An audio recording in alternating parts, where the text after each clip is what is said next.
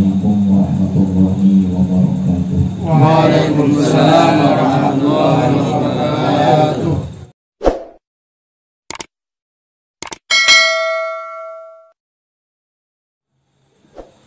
Ya, pembatas sholat. Bismillahirrahmanirrahim. An yusalliya ila sutratin. Masih menjelaskan tentang sunnah-sunnah sholat. Di antara sunnah sholat ya, yang nomor 32 adalah sholat ya, ila sutratin, menghadap pembatas ya. Jadi disunahkan kalau kita sholat adalah kita membuat pembatas antara kita dengan orang yang lewat di hadapan kita. Ini sudah dibahas ya di masjid Taqwa kemarin sebelum bertemu. Maratibus sutrati arbaatun. Pembatas sholat itu dikelompokkan menjadi 4 macam ya. Dan keempat macam ini berurutan.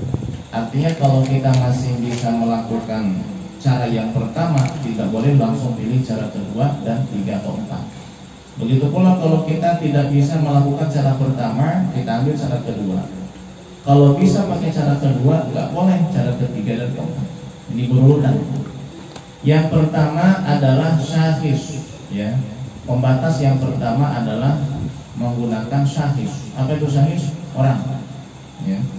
Orang di hadapan kita, cuman dia nggak menghadap kita, dia menghadap ke kiblat, dan kita jadikan dia sebagai pembatas sholat kita ya. Baik. Atau jidar, tembok ya, tembok. Berarti itu barisan yang depan paling. Atau sariyah, tiang, boleh. Tiang kita jadikan pembatas sholat kita. Nah cuman kalau seandainya tembok atau tiang, itu syaratnya yang pertama, la yanqusu irtifa'u dzalika an sulusain, tingginya tidak kurang dari 2/3 hasta. 2/3 hasta itu kurang lebih 40 cm. Ya. Nah, kayak itu. Berapa cm itu tingginya? Ada 40. 25. 25 ya. Ya 25 lah. 30 lah, 30 sampai 30 itu. 25. Ini lebar. Nah itu 40 ya, keramik lebar. Nah itu tingginya minimal segitu tingginya. Dan jaraknya antara orang yang sholat dengan pembatas itu maksimal 3 hasta atau 180 cm. 180 cm dari sini ke mana? Situ kali ya. 180 itu maksimal. Jaraknya sampai sono maksimal. Tingginya itu 40 cm ya, maksimal atau minimal, bukan maksimal. Tingginya minimal 40 cm. Jaraknya antara kita dengan pembatas itu 180 cm. Nah, termasuk ini juga nih teko bisa jadi pembatas. Pokoknya sesuatu yang ini aja, yang tegak, yang berdiri, yang panjang.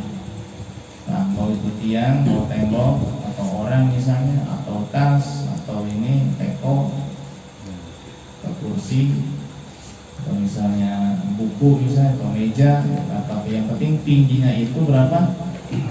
40 cm minimal ya. Jadi kalau kurang dari itu dianggap tidak ada pembatas. Ya, dianggap tidak ada pembatas kalau kurang dari itu. Ya seperti ini misalnya, ini kan meja, berapa tingginya ini? Paling 25 ya. Iya. Nah ini nggak bisa ini dijadikan pembatas. Jadi kalau misalnya kita letakkan depan kita, pelaksana misalnya saya sholat menghadap ke meja, ini meja tidak dianggap pembatas. Kenapa? Karena tingginya tidak mencukupi syarat. Ya, Bang. Tingginya mencukupi syarat, tapi jaraknya kejauhan, itu juga sama tidak dihitung, tidak dianggap. Dianggap tidak ada. Karena jaraknya itu maksimal berapa tadi? 180 cm. Untuk tingginya minimal 40 cm. Perhatikan.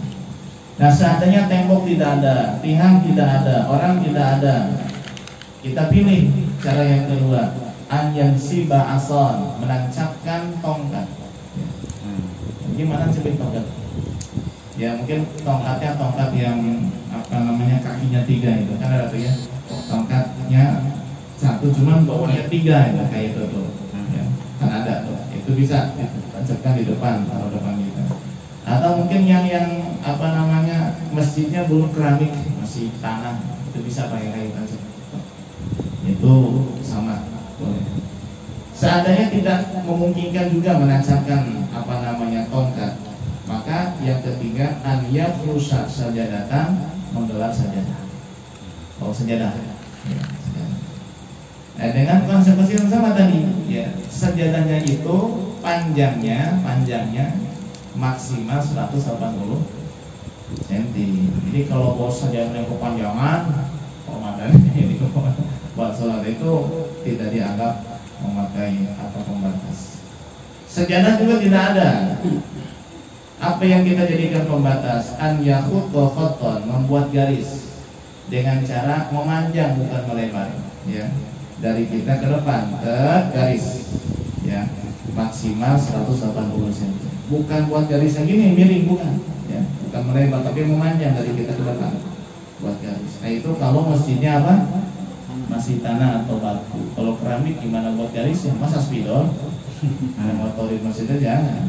Maka apa namanya untuk kondisi sekarang karena masjidnya sudah berkeramik, berarti yang memungkinkan itu apa? Cara yang pertama dan ketiga saja, yaitu apa? Pakai tiang atau tembok, atau kita meletakkan sesuatu yang tinggi kayak tas misalnya, atau kursi misalnya, atau apa saja. Dan kalau itu tidak ada, baru kita mamparin sejadah. Nah, wal afdalu fi. Dan kalau kita sudah membuat pembatas, entah itu sajadah, entah itu tembok, entah itu tiang, lebih utama pembatasnya itu ada di sebelah kanan kita atau sebelah kiri.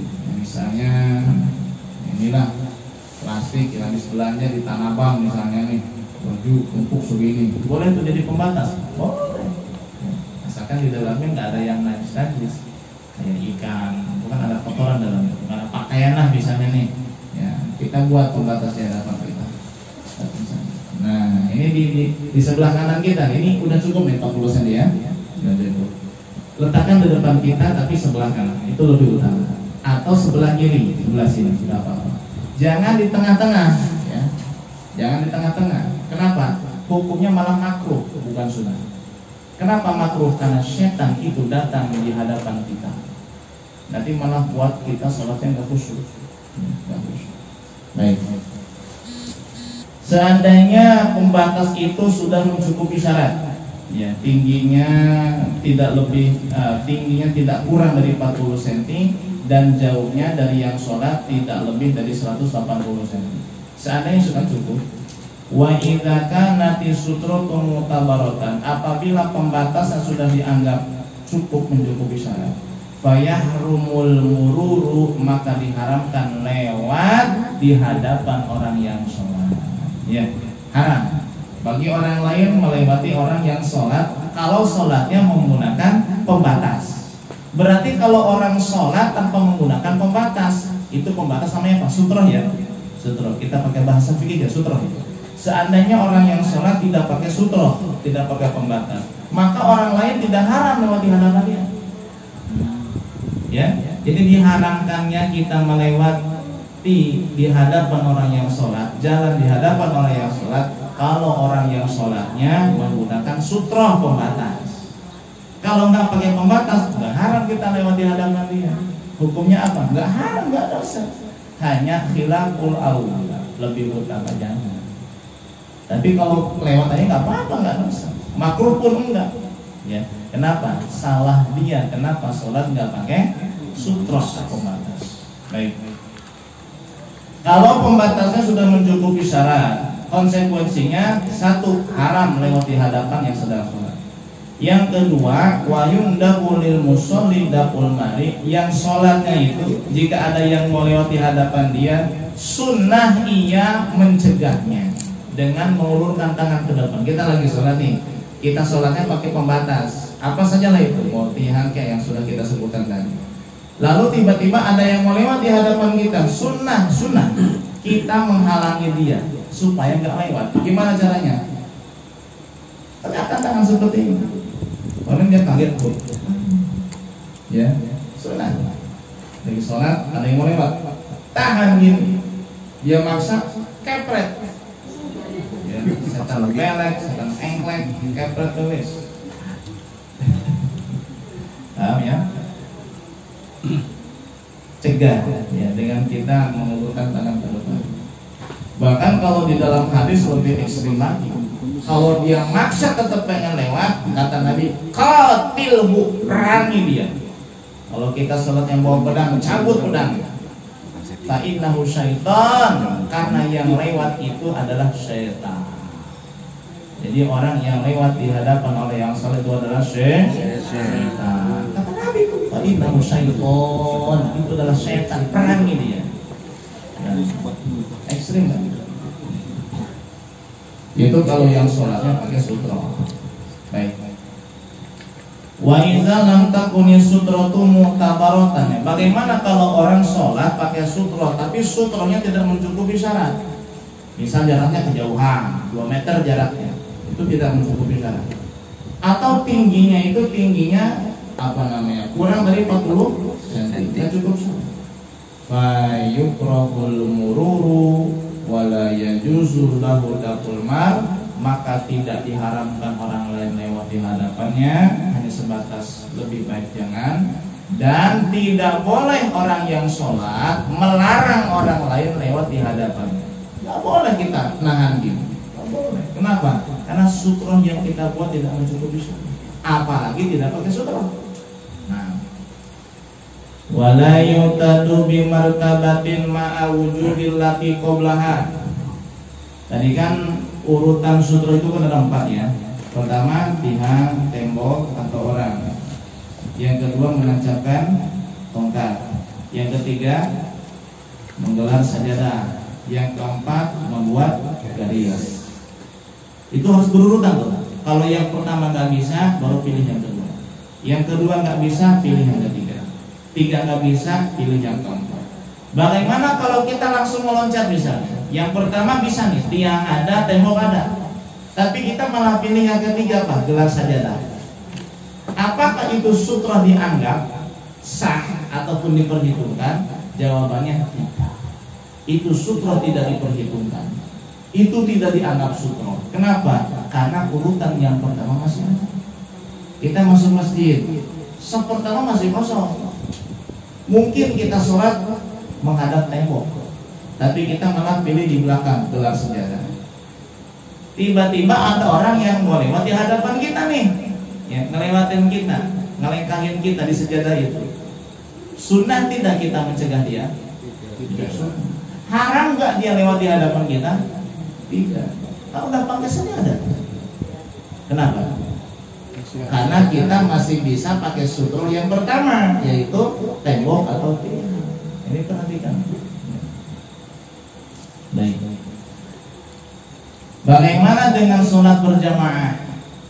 Bagi makmum, sutranya apa itu? Wa kullu shofin sutratuhu shoful ladzi amama. Setiap shof, sutranya adalah shof yang di depan. Shof yang kedua, sutranya adalah shof yang pertama. Shof yang ketiga, tahu shof bu? Bukan shof butuh, bukan. Itu makanan ya. Barisan sholat. Kadang-kadang bahasa kita dengan Arab sama, cuma maknanya beda. Sop kita makanan, tapi kalau sop bahasa Arab baris. Seperti nasi. Nasi itu bahasa Arab, Pak. Bahasa Indonesia juga ada. Kalau nasi bahasa Arab apa? Manusia. Bukan. Nasi. Lupa. Nasi itu bahasa Arab, bahasa kitanya lupa. Kalau nasi bahasa kita apa? Ya makanan. Makanan. Ya. Nasi bahasa Arab itu artinya adalah lupa. Maka kenapa manusia dikatakan nas? Karena manusia suka lupa. Minal jinnati wan nasi. Wan nasi itu nasi itu arti asalnya adalah lupa. Loh kenapa diartikan manusia? Karena manusia itu suka lupa sehingga disebut nas. Ya. Nasi orang lupa. Kalau nasi Indonesia artinya makanan pokok. Nasi artinya apa? Lupa. Makan. Ya. Di dalam sholat ada sebab sholat. ada di dalam bab puasa. Barang siapa yang sedang puasa kemudian makan nasi, itu nggak batal puasanya. Barang siapa yang sedang puasa kemudian dia makan nasi, itu nggak batal puasanya. Itu kalau nasinya pakai nasi bahasa Arab, artinya lupa. Barang siapa yang puasa kemudian dia makan lupa, nggak batal puasanya. Kalau pakai nasi bahasa Indonesia batal puasanya. Baik, jadi setiap sop itu adalah sutroh bagi sop. Nah, setiap sop itu sutrohnya adalah sutroh yang di depan, seperti itu. Nah, bagaimana dengan sop yang pertama? Sutrohnya itu apa? Wasopul awalu sutrotuhu sutrotul imami. Sop yang pertama sutrohnya adalah sutroh imam. Kalau imam sutrohnya adalah tembok, berarti sop yang pertama tembok itu sutrohnya. Kalau imam sutrohnya adalah sajadah, maka sop yang pertama sutrohnya adalah sajadah imam itu. Paham? Wa yajuzul mururu ma'a wujudi sutrati fi arba'i halatin. Ada beberapa pengecualian dari hukum haram lewat di hadapan orang yang sholat jika yang sholatnya menggunakan sutroh. Ada pengecualian tidak haram. Yang pertama, idza kana fi harami Makkah fi mahalli tawaf. Jika kita berada di matof. Apa itu matof? Area tawaf. Ya, ini Ka'bah nih, tengah-tengah nih Ka'bah. Nah ini area tawaf nih, area tawaf. Nah ini masjid nanti, ada bangunan masjid ya. Ini juga masjid, cuman ini area tawaf. Area tawaf itu namanya apa? Matof. Ya, ini Ka'bah misalnya. Nah ini area tawaf nih, namanya matof berarti. Nah kalau kita melangkahi orang yang sholat atau jalan di hadapan orang yang sholat, meskipun dia pakai sutroh itu tidak haram. Kenapa? Karena kita berada di matof, area tawaf. Sedangkan area tawaf itu tidak pernah sepi dari orang, maka hukumnya darurat, tidak apa-apa. Yang kedua, idza qassara al-musalli bi an shalla fit tariqi. Diperbolehkan kita melewati atau jalan di hadapan orang yang sholat meskipun dia pakai sutroh sholatnya adalah jika yang bersangkutan yang sholat itu melakukan kecerobohan di dalam sholatnya. Seperti apa? Sholat di tengah jalan, bukan jalan umum, jalan ini. Ya di sini maksudnya kalau justru memang kalau mobil di sini misalnya. Ini kan kecerobohan ini. Kita mau keluar kan harus melangkahi dia. Sedangkan dia sedang sholat dan dia sholat pakai sutroh, haram tidak. Kenapa? Salah dia, kenapa di jalan sholatnya? Langkahin aja, ya. Tapi lebih utama jalan yang lain. Paham? Memang posisinya dia di jalan setelah salam, ya geser sedikit agak ke depannya, ke belakangnya. Ini kadang-kadang orang nggak tahu diri. Selesai salam, dia malah langsung sholat ba'diyah. Ini orang kan mau keluar, gimana keluarnya? Ini orang lagi sholat di jalan, wis lewatin aja apa-apa. Haram? Tidak haram. Kenapa? Orang yang di sini saja. Nanti kita bahas hal-hal yang dimaksud. Wassalamualaikum warahmatullahi wabarakatuh. Waalaikumsalam warahmatullahi wabarakatuh.